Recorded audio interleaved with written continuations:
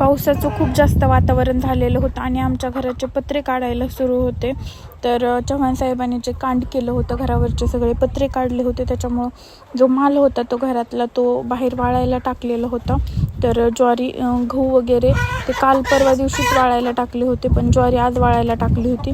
आणि मागं बघू शकता मी जिथे बसले त्याच्या मागचे आभाळ आहे ते पूर्ण भरून आलेले आणि कुठे कुठे पाऊस पण सुरू आहे. कोंबड्यामध्येच ओरडतोय. तर कुठं कुठं पाऊस सुरू झालाय 2-4 दिवसापासून. आता पावसाळाच आलाय, त्यात काही विषय नाही, पाऊस तर येणारच आहे.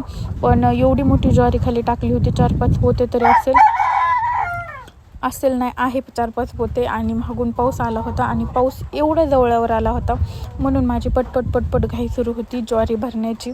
शिवांश घरी रडत होता म्हणून त्याला पाठवलं होतं त्याच्या पप्पासोबत गावामध्ये, त्याच्या आजीकडं, गावातल्या आजीकडं. तर तो नाही तर तो असला का तो भरूच देत नाही, सगळा लोळतो. तो घरी खूप